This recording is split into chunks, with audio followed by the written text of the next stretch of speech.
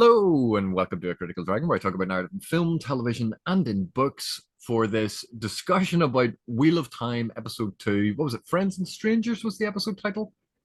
Strangers? That sounds about right. I'll I I'll I haven't been check. paying attention to the episode titles very well. Yeah.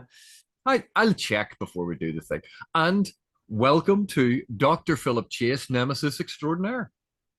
Thank you, Professor Fireballs. And it is wonderful to be here. I'm excited to chat with you because I have to admit that our previous discussion was really fun.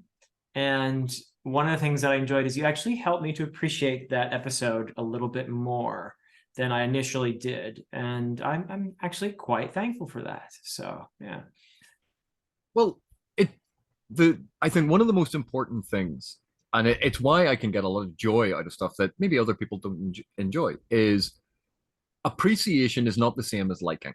Yeah.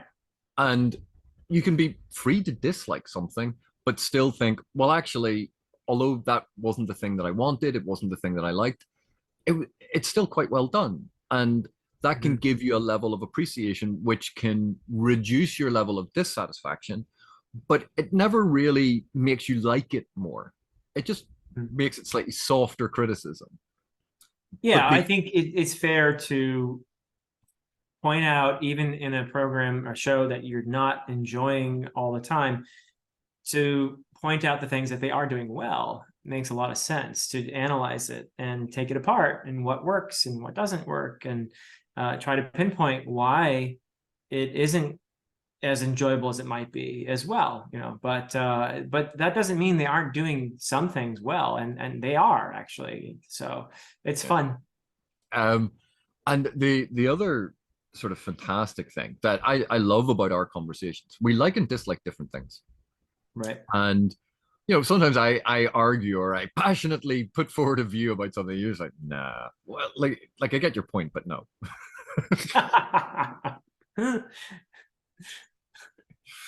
So we're going to talk about episode 2, and Yeah, I think once again I'm happier about it, and I enjoyed it more, I think, than you did. I think so, but I didn't hate it either. I was just sort of, oh, okay, this is what they're doing. I can understand some of the decisions. They've had to condense, they've had to combine characters. That totally makes sense given the task that they've taken on. And I have no issues with any of that whatsoever with the condensing, because they got to fit those big books, all 14 of them, into these little 8 seasons with 8 episodes. That's a huge task. So combining characters, introducing characters earlier. It just makes sense that they would have to figure out, because they have to have a coherent story. And I think that as far as that goes, they're doing a fine job so far. Yeah, and I think one of the things that has surprised me in a very good way, with what I've seen thus far, is there were a lot of issues with season 1, and we can explain some of them with the pressures that were put on during COVID, some of them with a major cast member leaving, and that forced them to make a lot of decisions that when they had freedom to do other things they mightn't have done. And they could have started this season and just gone, season 1 didn't happen, and started again from the beginning. Well, not the very beginning, but sort of just started again and just rebooted and went, stuff happened, and started almost like a brand new story. But one of the things I like about it is they paid attention to the decisions that they had made in season 1 and have tried to build on that and bring things back to where they should be in line with the overall story. So they're not discounting the events that happened in season 1, but you can see that Right. because that set things up, and they had left things in a position that was unnatural for a lot of the start of the next book, the Great Hunt, how they were going to rearrange that. And then, because 8 seasons, you doing 14 books in 8 seasons, it was always going to be a stretch. Yeah. So how they have altered and changed that, and I think one of them was Elias being the sniffer, the tracker. Right. And That's not his role. Yeah. Yeah. and you go, and it, when you think about it, when you think about what that character, that role does within the narrative, that was Mm. actually like a really clever way, not only to bring Elias in, but Yeah. fulfill the plot function that now they need for the hunt for the Horn of Valir. And that is the kind of thing in adaptation that I love seeing. Clever Mhm. ways of doing multiple things concisely. Yeah, And yeah. It's a different character in the books who is the tracker, and Elias is an important character in Perrin's progression in his arc. And so they what they done. I agree. I think that was a pretty clever choice to combine those two characters and bring Elias into contact with Perrin. And Perrin already has been struggling with his inner wolf, so he's meeting his mentor figure in a sense, although he's really resisting because somehow he thinks that Elias is doing this to him, right?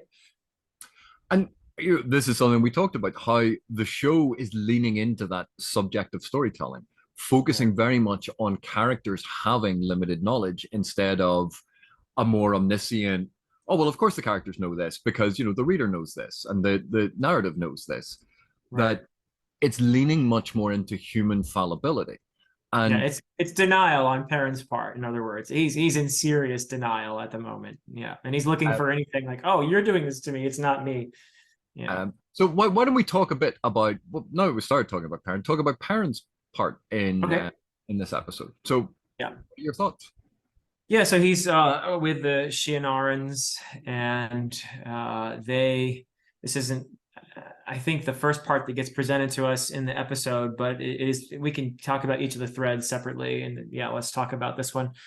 Um, yeah, we get one of the more powerful moments for me is when they're going into that village, and they're Perrin does see the initial like vision, like he's able to see through his wolfish sensory perception what happened before, and he doesn't really quite know how to deal with this, and of course Elias is sort of watching, and he knows what Perrin is going through, and he knows how to decipher what's happening in the world around him from the vision. And he I think he's realizing that Perrin first needs to accept what he is, and then he'll be able to teach Perrin. That's where I see that going. But the other thing that was really quite powerful was seeing a fade that had been nailed to the door and tortured, and that was really kind of, they touched it and it went kind of like jiggly, and it was like, oh, okay, that was really good, you know. That's a dead fade. What did that, so that whole part was pretty cool.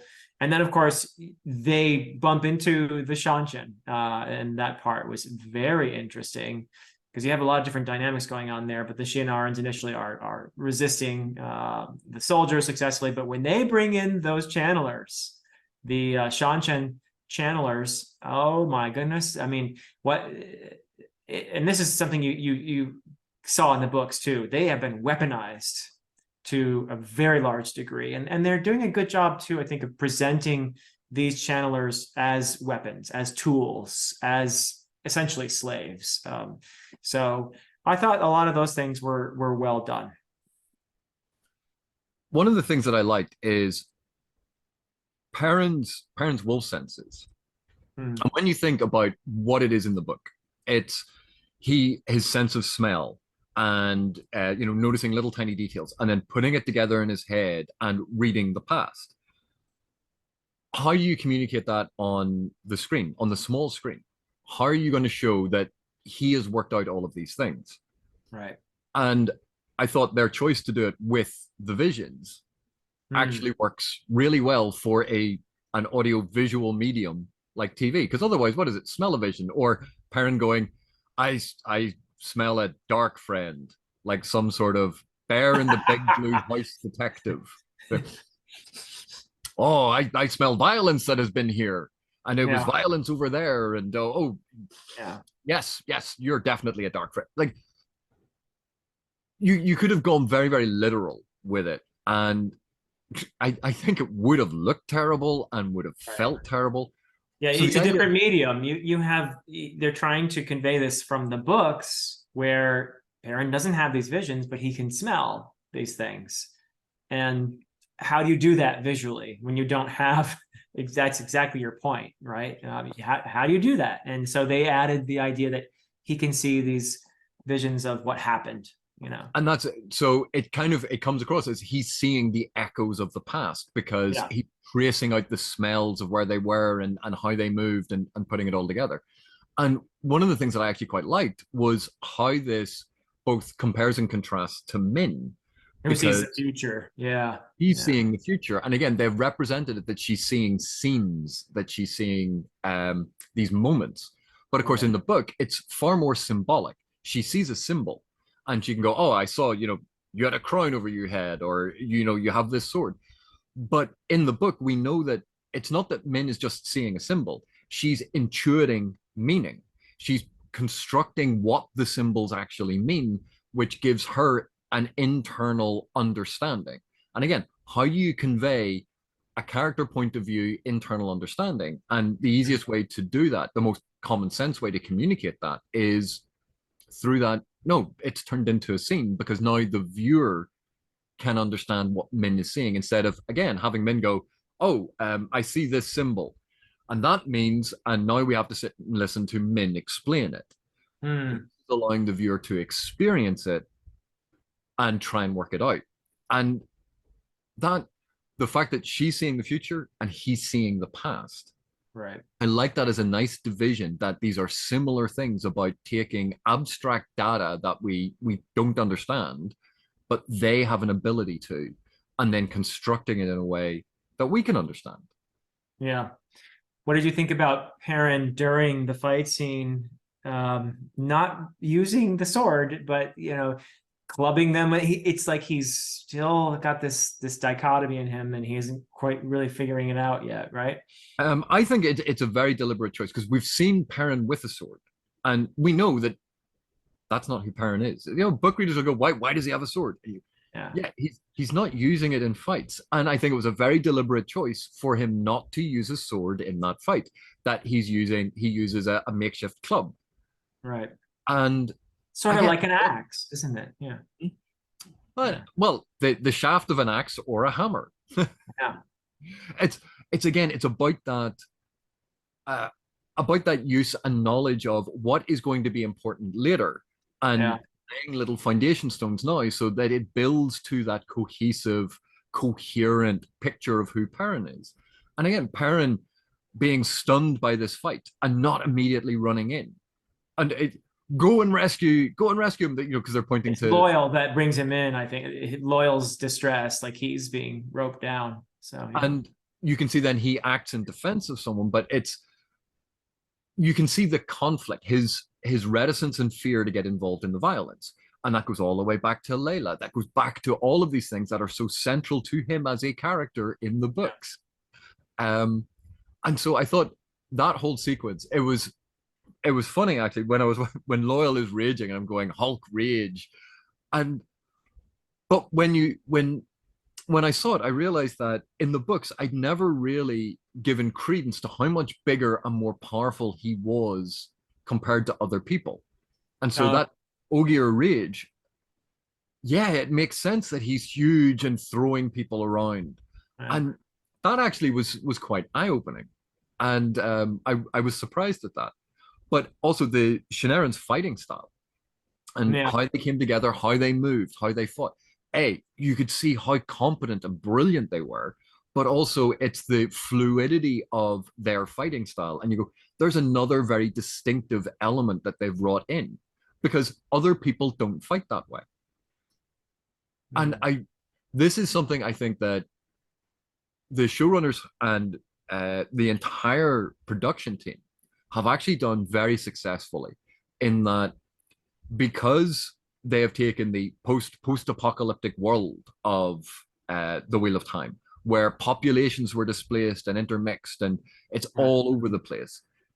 That they went, you can't rely on racial characteristics as much as cultural characteristics. Mhm. And I think they've been really good about creating color schemes, costuming, mannerisms that fit cultures to create these distinct groups. So rather than thinking about it in terms of ethnicity, the way that we do a lot of the time, it's the cultural paradigm that they've established, these cultural allocations.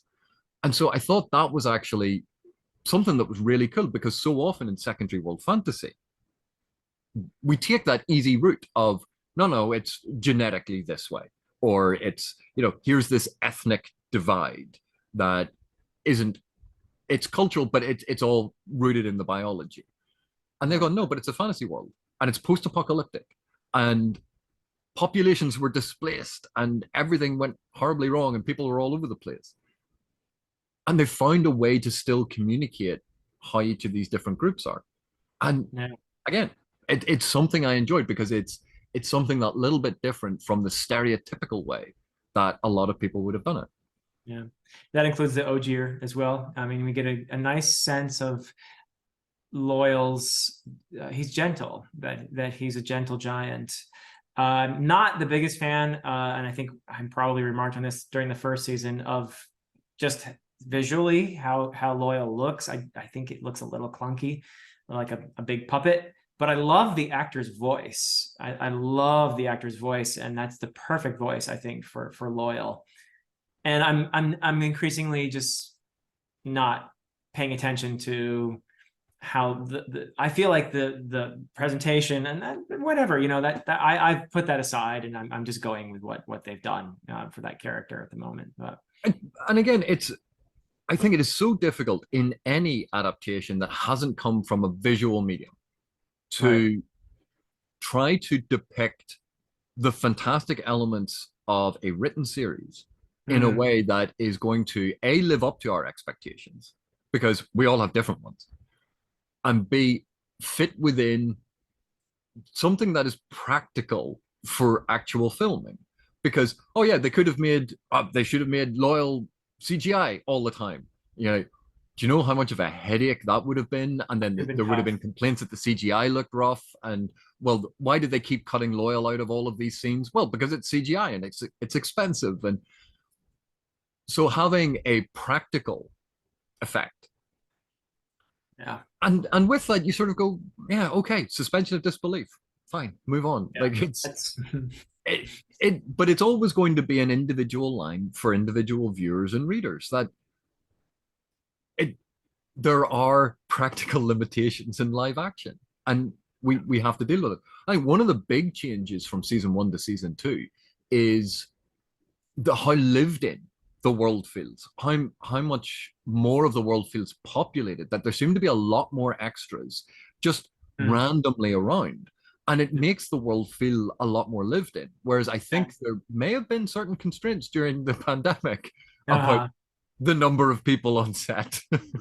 Yeah, I feel like the world feels less sterile this season than it did the first season. There was a sterility to a lot of the sets, and the even the costuming and everything was just such bright colors, and everybody looked, and it was just a little too neat in a way. But I like that. I wanted to ask you a question because I can't remember, but when the Seanchan capture the Shienarans and Perrin and Loial, Elias is not among the captives, is he? Or do you remember if Elias was captured or not? I don't think he is. Okay. All right. Yeah. And because he was sleeping out under the stars. I've only seen up the first 2 episodes, so I don't know what happens, but I have some guesses about Elias's potential in the next few episodes. So we'll see. But and I thought the costuming decision for the Seanchan was brilliant, because we saw a glimpse of it at the end of season 1. Yeah. But seeing them here, where it's evoking a whole load of different cultural backgrounds, but clearly creating its own thing that is both alien and frightening and intimidating. Yeah. It is so radically different to everything else in the show. So, and that makes sense given the sort of Arthurian crusade that kind of created them. Because, let's say, big influences on Robert Jordan. The Arthurian legends, Frank Herbert's Dune, as I've been told I have to call it over here. Dune. Oh, I don't know. Dune. I would say Dune. Well, Dune. I would have called it June, with Oh, a j. June. Yeah. Yeah, and it's like Dune, and obviously the Lord of the Rings. And as the series goes on, Jordan really makes it his own and does very different. Early on, those things are starkly apparent. Yeah. Um, and I think the showrunners have been really good about disguising a lot of the starkest elements, particularly this season. So even though you have the name drop about the Seanchan, because they look so radically different and it's visually impressive, it's harder to make that comparison of, oh yeah, he's just looted Arthurian legend. Yeah. No, I agree that the visuals on the Seanchan are quite good, and their channelers are pretty scary. So yeah. And I totally agree with your point that, like, in the books, the demand and how they use channelers, Mm, the fine-tuned focus of they are tools and weapons.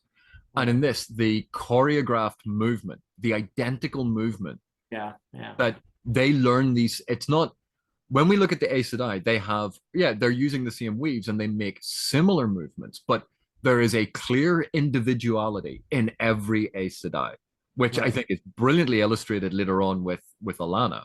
Sure. Sure. But for them, no, it's, they are essentially magical swords. It's, and this is Yeah. how you draw a sword. It was so well done Yeah. to get across that view, and then even the little hint of the chain that's linking them in the background. Uh, Very good, clever sort of attention to detail. I like And a lot of stuff like that. and it's maybe even more frightening that they're able to disarm the Shianarans and the other villagers and everything without killing them. That takes a certain amount of superiority to be able to uh, fight your opponent, disable them without killing them, and put them in their place and say, okay, now here's how it's going to be, So yeah, The they're quite frightening.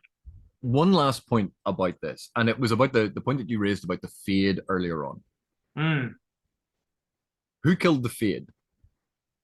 Was it um Padden Fane or was it the Seanchan? Now, there are clear implications, and obviously we have an inclination the way that we want to go.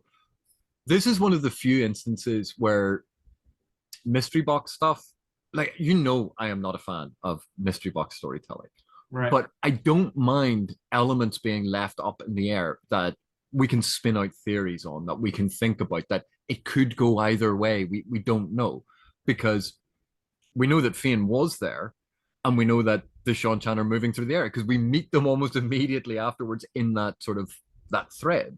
So Right. who did that? And it's that nice ambiguity. Plus, as you pointed out in the first discussion, we know that at least one of the Seanchan is a dark friend.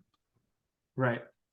So it's all of these hints about the complexity of, there are dark friends and there are dark friends everywhere. And Yeah. as you pointed out in the last one, we have certain suspicions about certain members of Perrin's party, and that's hinted at. We Yeah. have this. We have the same thing with Moiraine and Lan storyline. Do you want to talk about that one now? Let's move on to Moiraine and Lan and their interactions with Varen and Varen's warder and Varen's sister. I can't remember the sister's name, but I don't know if you recall the sister's name or not. Okay, but she's the horny sister, the one who's lusting after Lan the whole time, openly. And making things a little uncomfortable at times with her forwardness. But in stark contrast to Varen, who is very studious and she's a Brown, a member of the Brown Aja, one of the, like, a historian, scholar, Aes Sedai. So Basically, what we would be if men were allowed to be part of Adjas. you would be in the Brown, you think? Yeah. But hang on, your specialism was what, young man? I would be a blue, I think. right? Aren't the With your blues? specialism in ancient languages and poetry that you spent a lot of time researching, you Yeah, would but the become an blues are expert cool. in politics and diplomacy. But the blues are cool. Plus, blue is my favorite color. So, You would be a master manipulator out adventuring in the world instead of sitting in a well, library researching stuff. okay, okay, Brown. Physician, heal thyself. Viewer, know thyself. Okay. Yeah, yeah, yeah. I'd be in the brown. Fine. You win. But yeah, I like the dynamics going on there, and the major thing going on, I think, is a couple things really. Moiraine is we're seeing more and more of her independence, her openly saying in this point in this episode, I am for the Dragon Reborn. I am not going to do what I'm supposed to do as an Aes Sedai, which is find him and cut him off from his power.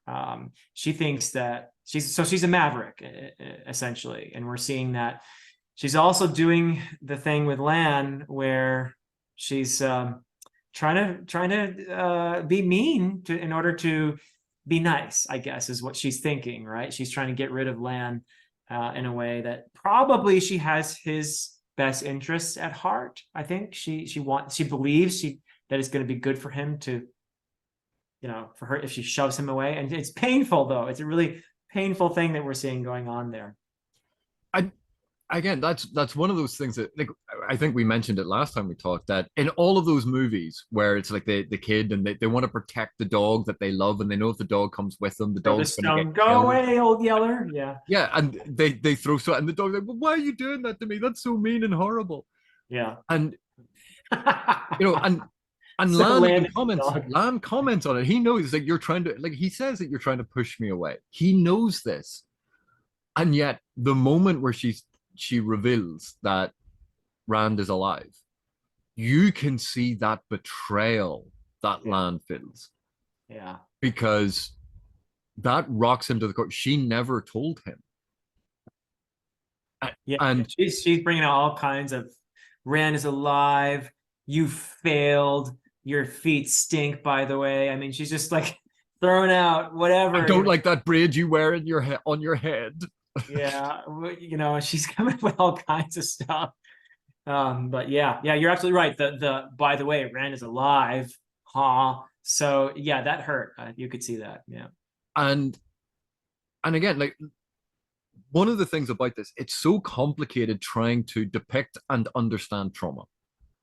Yeah. On the one hand, Moiraine is absolutely traumatized, and that was established last episode. And Yeah. they even have a discussion about it. And Lan has tried to be understanding, but she is, to him, he feels that she is lashing out, and he's like, no, but I'll still be here. And it's, again, not listening to what she is saying, what she is doing, and understanding the whole situation. Yeah. And there's one line that she says where we are not equals. There's another one. And there are this is one of the great things. If she's still bound by her oaths, she can't lie. And you go, oh, that's a terrible thing to say. You go, well, okay, she's saying they're not equal, not saying that she thinks that she's more important than him. It could be that he is better than her. He is the better person. Uh-huh. But we all know that the way that we interpret it, because of the whole line, the sequence of it, is she's becoming more and more arrogant and aloof and saying that he's worth nothing. Right. But this is one of those things we know. We have been told time and time again, the Aes Sedai manipulate everything. We have seen how they feint with language, how they deceive with apparent truth, and they get around their oaths. They get around their inability to lie by understanding the ambiguity that they can manipulate. Yeah. And so we don't know yet what her internal thought process is, what she is actively trying to achieve. Right. All we can do is guess from these external pieces of information that we've gathered up. And in a lot of respects, it makes Moiraine a much more interesting character than she sometimes appeared in the book, where she was the wizard mentor character and very imperious at times and treated them all like children because He in the was book. manipulative too, though, I think, in the books. But I do think it's interesting how you have all this going on between Moiraine and Lan, and in tandem with Liandrin, who says warders are dogs, they're nothing, they're weak, and we don't need warders. So it's interesting how you have these parallel things going on, these dynamics that are playing out. Yeah, that's a stunning coincidence. I wonder why the showrunners would have had those sequences with Liandrin espousing that and right. emphasizing it with was it Sheriam and Alana, where she go, I don't want to talk to the warders, where it's been emphasized a couple of times so that when Moiraine does it, that's the reading we get of the line. I wonder why someone would do that in a text. Would it perhaps be understanding how writing works? I think actually one thing I have to praise the show for, both in season 1 and 2, is they're really exploring the relationship between warders and Aes Sedai.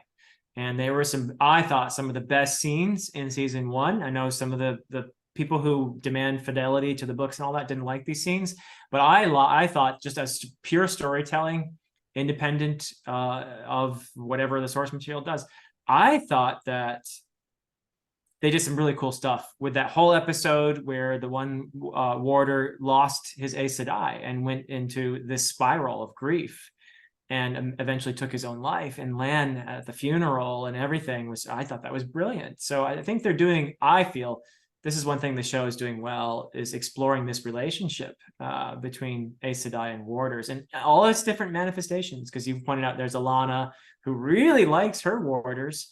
And then there's Liandrin, et cetera, et cetera.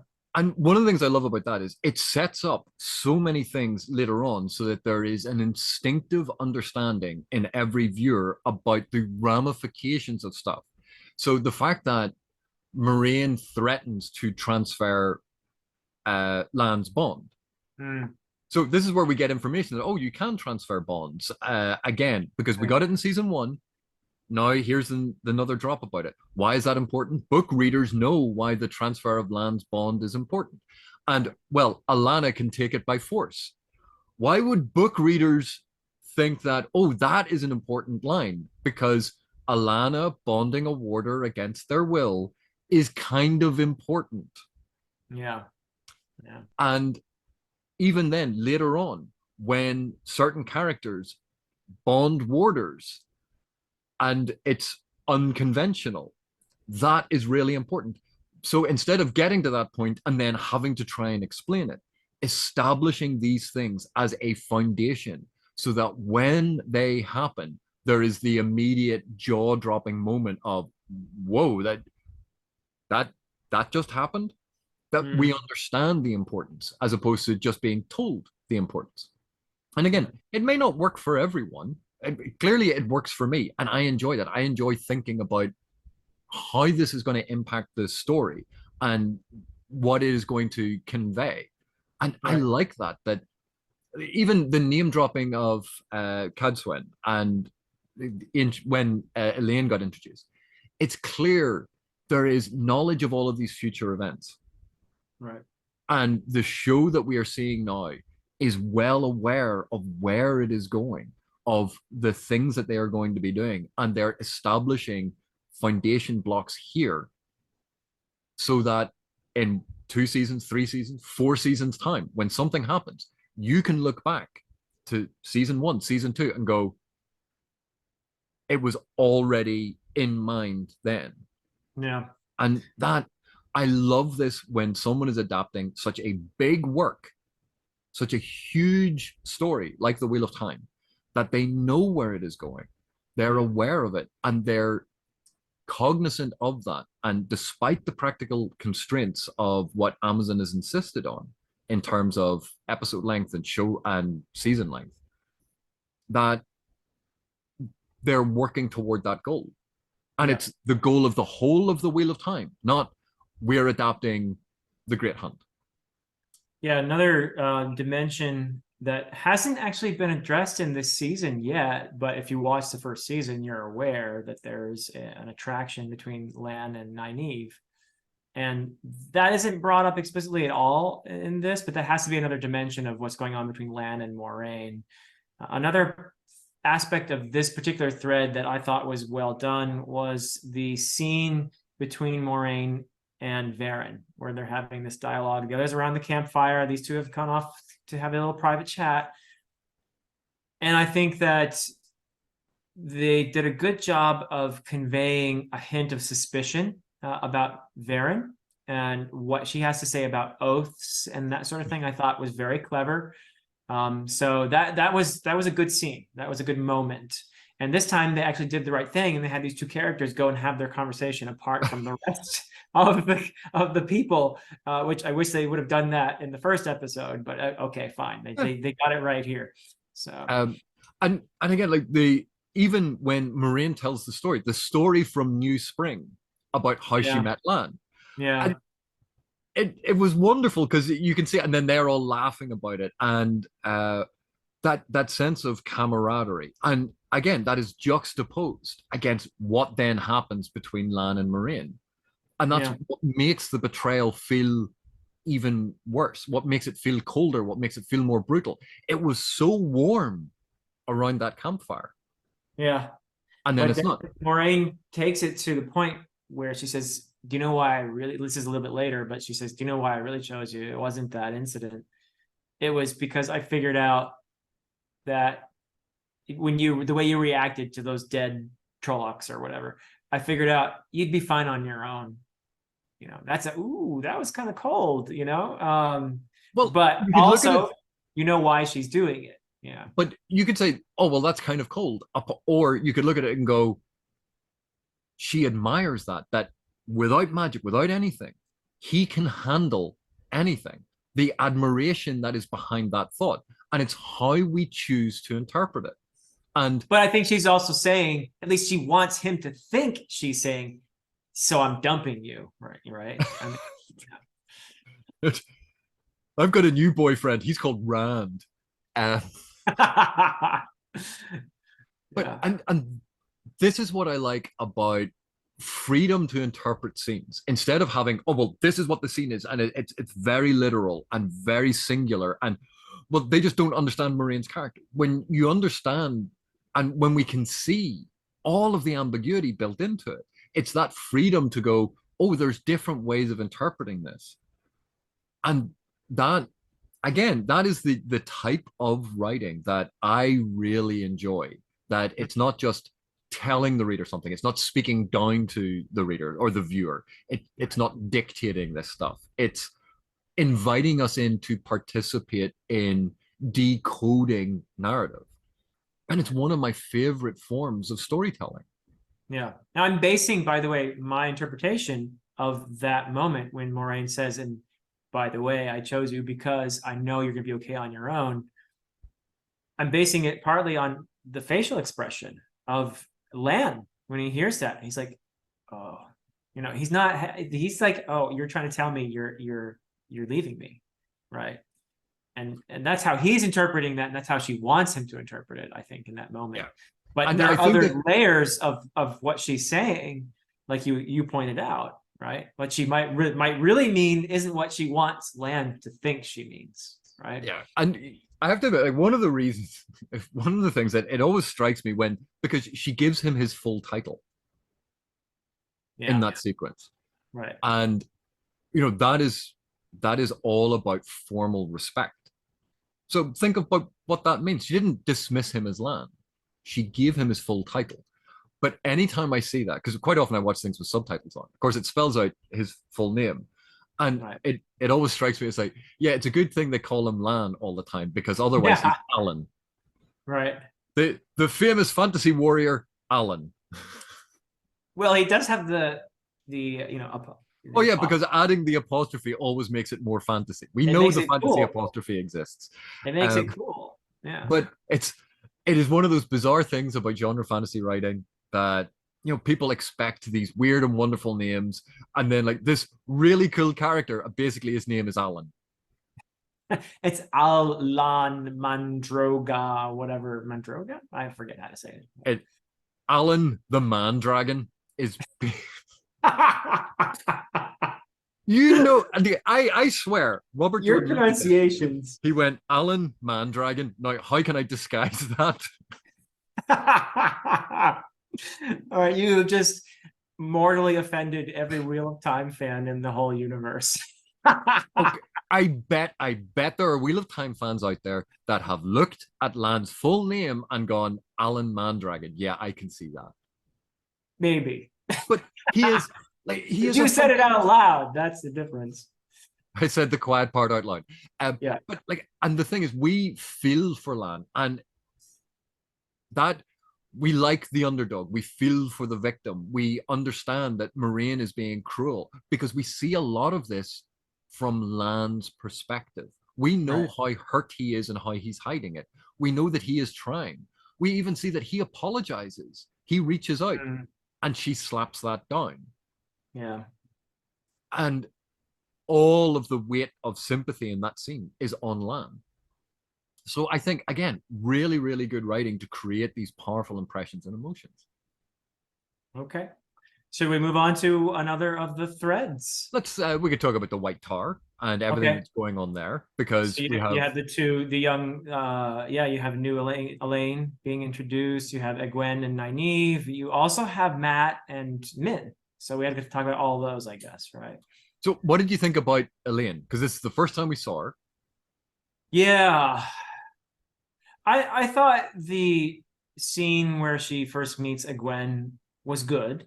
I'm not I don't want to say the acting was terrible or anything. I thought it was just for me maybe a little flat. Elayne's the presentation of the character was just a wee bit flat for me, but maybe they're trying to emphasize her feeling out of place, feeling a bit weird about being this.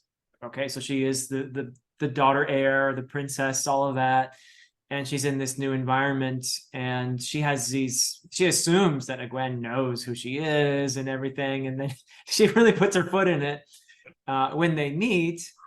So maybe that stiffness that I'm feeling from the acting is actually intentional, and that she is both because of her role, her royalty, but also because she feels awkward in this new situation. So, it wasn't something that bothered me a ton. I just thought a little more animated, please, maybe, or something. But What?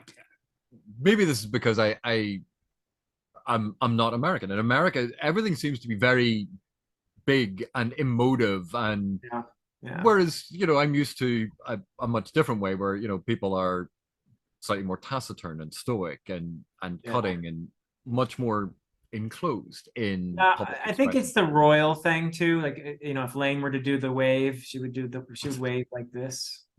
I Royal thought wave.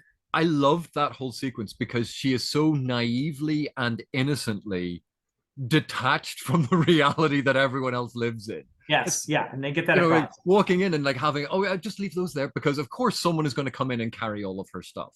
Right, And she doesn't even notice, even though she's visited the tower before and knows that this is how the novices live. She just assumes that no, I can have my stuff. She doesn't notice that Egwene is wearing the novice's outfit and therefore is a novice and not one of the servants who's going to do things for her. right. Everything about it conveys that sense of very innocent and naive privilege. Privileged. None of it is arrogant. And I No, thought not that was deliberately arrogant. Yeah, I yeah. thought that was a really good note that she managed to convey. She doesn't come across as imperious. She doesn't come across as arrogant. She doesn't even Right. come across as spoiled because when she puts her foot in it, you can see she's like, there's no expectation that Egwene should curtsy or anything because she's like, oh, people don't actually know. I am just okay. Two Rivers, is it? Oh, this is lovely. Oh, And you're my subject. and you just see that she's sort of completely clueless, and it's this Right. wonderful blend of she has exquisite knowledge and intelligence. She recognizes the type of wool and pattern on the blanket as being from the two rivers. Like, so she is sharp, she is intelligent, but is not worldly Yeah. and doesn't know how other people react. And we have that wonderful sequence later on where she's basically trying to make a friend, and it's like, I can brew booze. Let's get drunk together. Yeah. And Yeah. it's that excited first kid in a new school, but it's an entirely new culture, and you're thrown in and you don't know what anything is going on. And I thought she conveyed all of that so really well. Hmm. And I was laughing at it. And even with the booze brewing, you know, one of the big aspects of her character where she talks about this tinkering, her love of using magic in innovative ways and accessing certain magical objects and just sort of intuiting how to do things with them. You Yeah. building it in, but building it in a scene where it's not, here's a giant breeze block with the note, this is foreshadowing for later, and throw it through your screen. It's naturally included. And so many drops, so many sequences in the first two episodes have been perfectly natural in the scene that they're in, and yet clearly foreshadow and connect to later events. Hmm. And so I Yeah. loved all of that stuff. Yeah, they get across that she's both sheltered, but also has her own kind of cleverness. Like she would be an A student for sure. But yeah, naive, likable. I mean, there's the moment where the mistress of novices, I think it is, who's going to punish her, wants to find out who let you bring all this stuff in? Give me the name. And she's like, no, whatever the punishment is, you can give it to me. So she's got integrity as well. That comes across there in that scene. And it, again, it's clearly, it's the save the cat moment. It demonstrates that she's a good person at heart, because Yeah, we've seen her order around someone who we care about, one of the characters we know. And so right. now we needed a scene that shows that no, she's not an ass. Um, Right. Elayne did have one of my pet peeves. Okay. Uh-oh. The very modern phrasing of jealousy, it doesn't look so good on you. That it is such a modern turn of phrase that I went, okay, do you want to go and join Degraded the a little cast of bit. Clueless? Yeah. I, but for the most part, and again, I'm an old person, and sometimes I forget that the audience for Wheel of Time is going to include a lot of people much younger than me who are more comfortable with that turn of phrase and that way of speaking. It just Mhm. felt too modern and too American Uh-huh. for the sequence. Some anachronistic. Yeah. Yeah, Little bit. I can agree with that. I like the frankness of that moment, but perhaps they could have had a better phrasing for that, I think. Yeah. Where And but even introducing Elayne now into the tower, it addressed one of those things that had been missing from season one, which is, you know, that's when book readers in Eye of the World, that's when we first met Elayne, and then now she's in the tower, and Egwene and Nynaeve have already been there for 5 months. yeah. So it it brings in that thing that they didn't do in season one to go, yeah, like it's not that we forgot, it's we weren't building a whole new set Yeah, we just didn't go for to Camlin, right? Is that yeah. that's the yeah, yeah. Yeah, because if you'd said Andor, people might have thought Star Wars. Oh yes, there's that. Yeah. Uh, Yeah. but Camlin's the city, Andor is the kingdom, right? yeah, Yeah. and it's clear that this wasn't an oversight in season one, but this is, you have to shift things around, because yeah, what were they going to do? Build a whole brand new city set? Yeah. You go, They have to, yeah, consolidate. Yeah. and so this was a natural point, because it gets this whole relationship of that trio jump started. Yeah. Because like another big change is, of course, Nynaeve just got, she was one of the accepted. She didn't have to do the whole novitiate the same way that everyone else did in the books. She got That's promoted to accepted because very, of the very, level of her power, I yeah. guess. She had demonstrated already. Yeah. Yeah. Um, Whereas in this, they had kept her as a novitiate for longer Yeah. because it allowed the dynamic of the first episode, and then we're going to get that balance of she's an accepted, but Elayne and Egwene are going to be the novices. So Yeah. we're going to get exactly the same power dynamic, but later on in the season. So, and again, it's different ways of getting to exactly the same point. And Yeah. I thought again, it was clever. It was well done.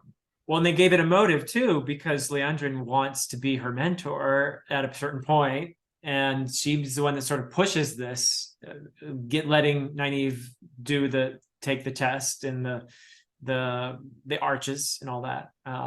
Which I wasn't the biggest fan of that particular set, but okay, whatever. It was What didn't okay. you like about it? They looked like giant turds, you know. Philip, I think you might need to go and see a doctor if that's what you think a turd looks like. Are you sure your diet is okay?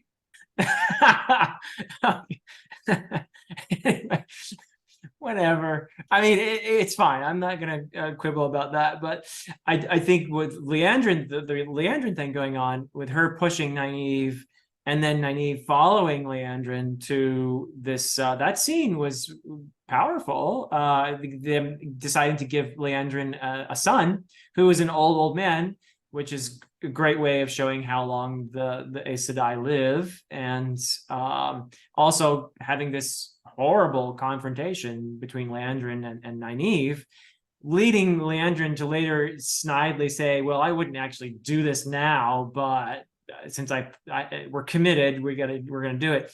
So that's an interesting thing going on between Liandrin and Nynaeve here, and I thought that scene was interesting. That scene with the son and Liandrin's being a red, not knowing how to really properly treat him, but also keeping him secret because she's red and she's supposed to hate men, right? So she's got all this uh, Complexity. complexity. Yeah. And again, this is one of those things. It is one of the weaknesses that some of the, not all, some of the characters in Jordan's work felt more two-dimensional because they were plot uh plot focused. They were Sure. there to, I need a character to do this. And If that's not a bad thing necessarily either. No, it's Yeah. not about you don't need a shopkeeper to have a massive three-dimensional character with lots of depth and a huge backstory. Like sometimes characters are necessary to do plot, and you go, yeah, I give them characteristics that make them distinct, and then move on. Yeah. That's not a bad thing. But I think with TV, because of this focus on some of these characters, it was going to be very, very easy to write Liandrin off as, well, she's just a mad villain, or she's Right. just an evil villain. Giving complexity and depth to the characters, it Mhm. doesn't make her a hero or an anti-hero. It doesn't change our perception of her villainy, but it adds nuance to it that makes her seem more real, that makes her seem deeper and an actual person with actual motivations. Yeah. And even emphasizing the difference between, like, she is red, and in the books she had no affinity for healing magic. Mm. She obviously had to study it as a novice and as an accepted, Yeah. but she couldn't do it, and it wasn't what she focused on. And she spent the last however many decades being a red, focusing on that, honing that, and she doesn't understand healing. And then here comes this novice seeing into this very private, very emotional moment when she is exposed, and then shows off by going, well, you're wrong, you're an idiot, you don't know any of this stuff, You you need need to do these turmeric things. or whatever. Yeah. Yeah. And shows, basically undermines her, and so much of herself of self is exposed, so much of her armor has been stripped away in this moment, Yeah. and she lashes out in He a doesn't like rage. it. Yeah. And I thought, again, very, very powerful scene. And then Yeah. we see the Aes Sedai calm later, because does she go, right, well, I'm now going to do horrible things? And she's like, no, I made this plan, and this plan is still a good plan. And we're going to, if I had a choice now, I wouldn't elevate you because I want to punish you. Right. But I'm still going to carry on with my plan. And like this, it's almost like the mask comes down and she's back to Well, being. you also suspect there are ulterior motives for her trying to push Nynaeve this way. But what I thought was interesting too, speaking of her complexity in that moment, I think it's guilt as well that drives her response to Nynaeve, realizing that it's been basically put in her face that her decision to prioritize secrecy in order to protect her status has resulted in a lot more pain for her son. Yeah. Because if she had said, hey, look, I have this guy who's, and somebody might have figured out, oh, it's her son, whatever. She had a lover at some point, probably. But she decides to prioritize her secrecy over his comfort, and that's put in her face in that moment, right? Because, you know, if she had told someone like a yellow, hey, I need some help here to heal this person, he might not have been in all that pain, right? So I think there's a lot of guilt driving her too. I think that makes these characters riveting to see. And I've temporarily forgotten the actor's name who plays Liandrin. She is brilliant. Yeah, she's one of the. I think she's probably one of the best actors in the entire show. I would go that far to say that. Because she does the melodramatic wide eyes, but also do really contain stuff, everything about it. And just speaking about the Aes Sedai and how individual they all are, the scene with Sheriam, the Mistress of Novices, and Alana, where Sheriam dismisses the warders being this is a conversation between Aes Sedai, and Alana's just like, nope, my warders are staying here. When she moves, she has a sensuous way of moving. Like, she is so radically different, and you see that like her when she sits back and she's so comfortable. Yeah. And Sheriam is very prim, proper, very stiff, and she's got this loose gown on, and the wonderful contrast between all, making them very individual characters. Because to be quite frank, there are a lot of Aes Sedai in the books, and some of them blend into others that you know, they don't necessarily stand out. And it's wonderful seeing really interesting ways to do it. And when Sheriam leaves, you get Alana and the warders. When they move as a unit. As she moves, her warders are moving with her, and it's happened a couple of times now in different episodes, where you can see that bond in action and how comfortable they are with one another. Sure. I thought that was really, really well done, and it's not called attention to. It's not a big thing, but you know, Lan talked about it in relation to Moiraine in the first season, but it's expressed differently according to who the Aes Sedai is and who the warders are. Yeah. Brilliant. But was the scene with Nynaeve and the warders sparring, was that in the first episode or second episode? I can't recall, but I think it was in the second. We didn't talk about it anyway before.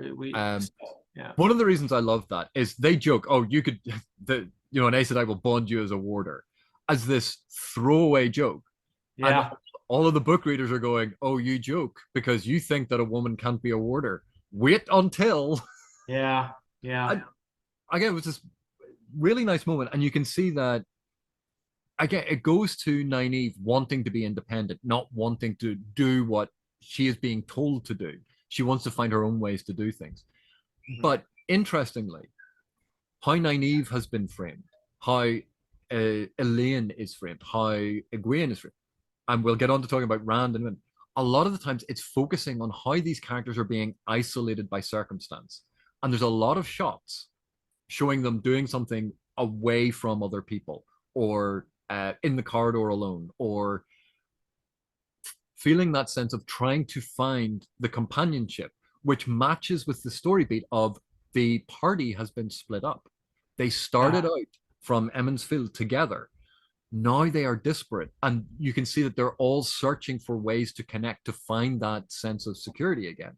And it runs across all of the different elements. Yeah. Except for Moiraine and Lan, because Moiraine is trying to push Lan away. and Yeah. create the separation. So there are a lot of like really fun things like this all the way through. And yet there are certain essential qualities to each of the characters, such as Nynaeve is a born healer. And you can see even in the scene, that horrible scene with Liandrin, you can see I think the actor does a great job playing Nynaeve in that scene, because you can see her genuine concern and pity and empathy and wanting to help, and it's a different side of Nynaeve, because usually she's kind of grumpy and, but that brings out her compassion in that moment, which she tries to offer, realizing that she was snooping and everything else, and she's pretty guilty in that moment, but she wants to help genuinely there. So, they're bringing their qualities along with them. I forgot to mention something about the Elayne punishment scene. Oh, yes. Which is they're not doing the spanking. Oh, thank you. Yes, she was threatened with being switched across the shoulders, and you're like, oh, there's a weight off my mind, because I think most of us are okay without the Wheel of Time spankings, and also the braid tugging. I'm actually okay with that not being a part of the but presentation. Weirdly enough, that brings me to think a little bit about Rand's story thread in this. Yeah, okay. Because Rand and Selene, very, very, very intimate relationship, very complex and damaged relationship, and very adult. And I think this is a natural. It's totally different. Yeah. But it is a very natural consequence of aging up the characters. Because there are YA versions, at least, of Eye of the World, which is essentially exactly the same book with a couple of illustrations. And why would it work for a YA audience? Teenage protagonist. And in the early books, they're all like, well, I'm a boy and I don't know how to talk to girls. My friends. That awkwardness. Yeah. And it's all that really awkward teenage. It wouldn't. I don't think it would translate well to the modern TV show, because it would have felt very high schooly, unenjoyable for a lot of people. So aging them up made natural sense. It also allows for that when the series delves into darker aspects, we're not made uncomfortable with very young actors being placed in those situations. Yeah. Which, again, is a consideration. But as a natural consequence of that, a lot of the relationships and attitudes to relationships also had to mature and age. Yeah. And I think Rand being damaged and broken and isolated and seeking comfort in a quite unhealthy relationship. Yeah. But it's part of what he is going through. And we have that very beautiful scene between the two of them that it does get across quite how broken they both are.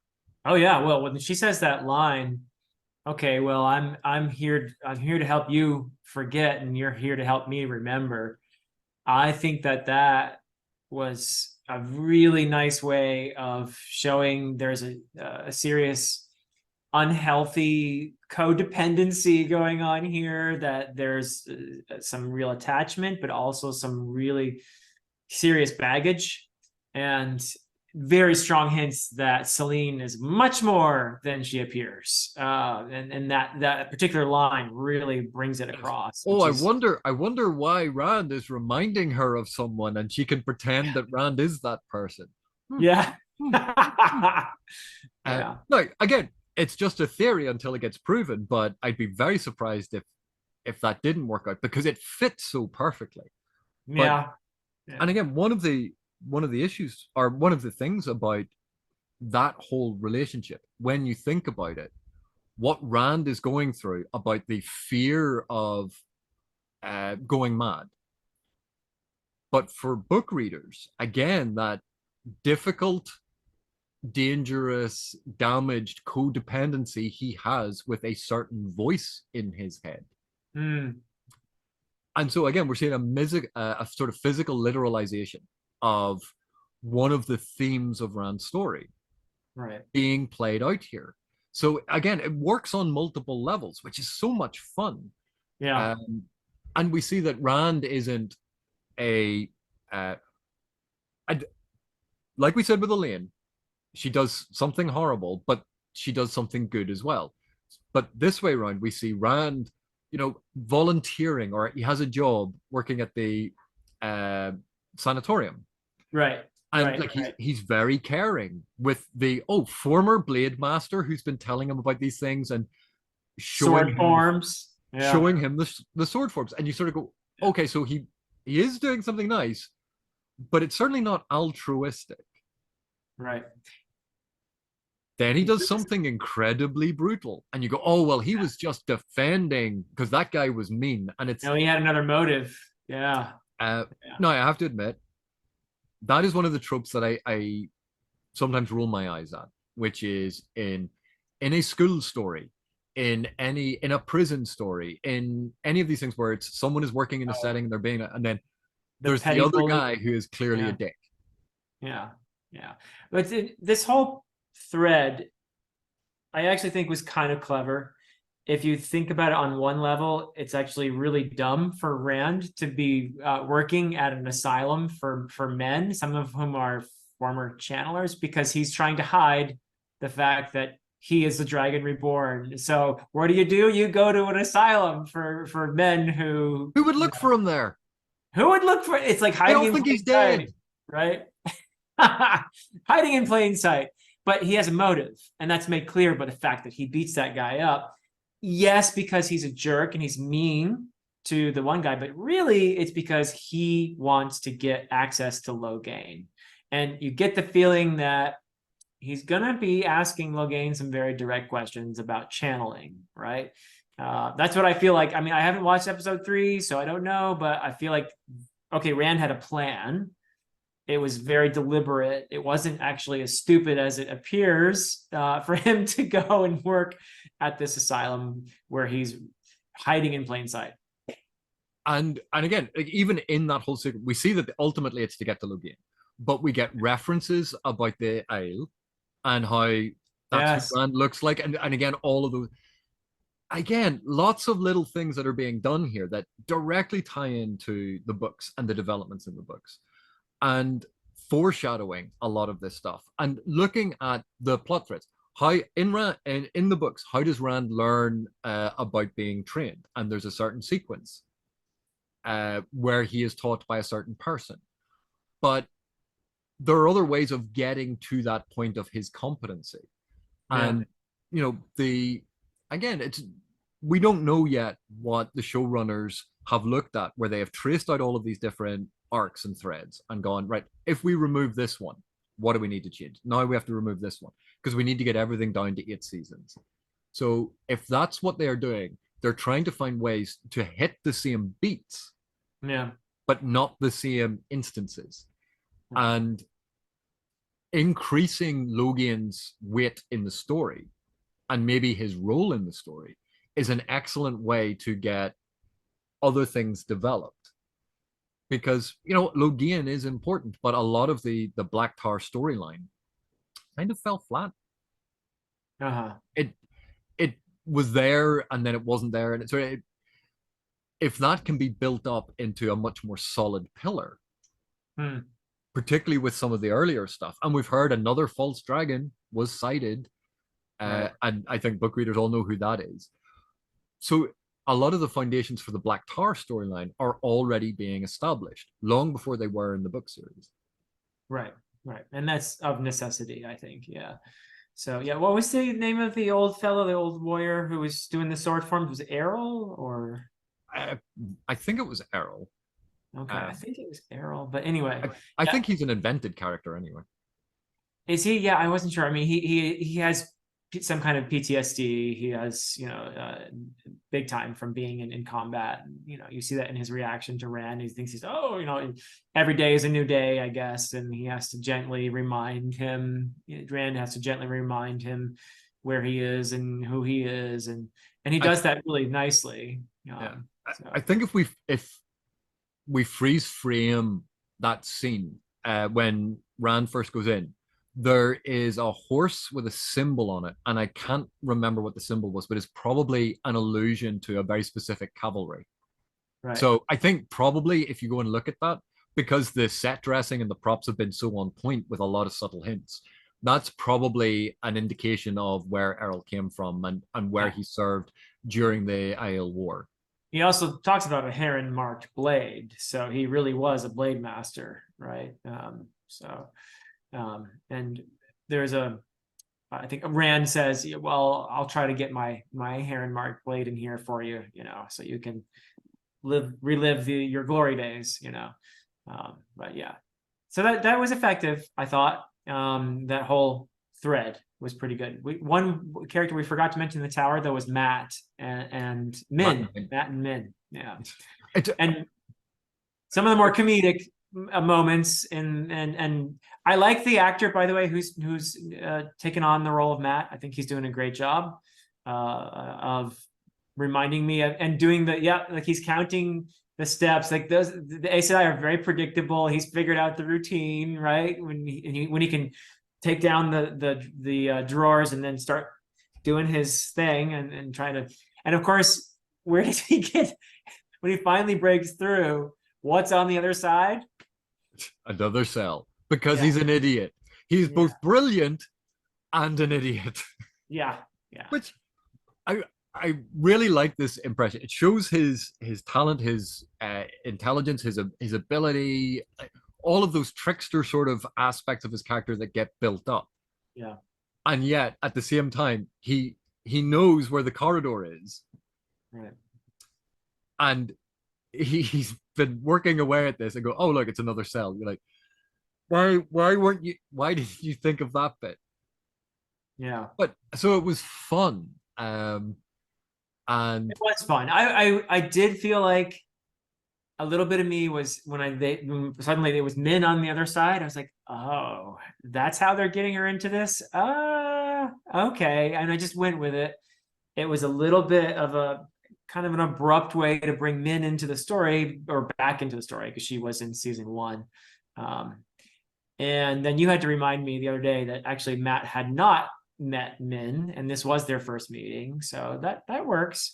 And then they have a bit of a, they share the wine and they have their little moment there, but her vision of him sticking a knife into Rand, I mean, that was interesting.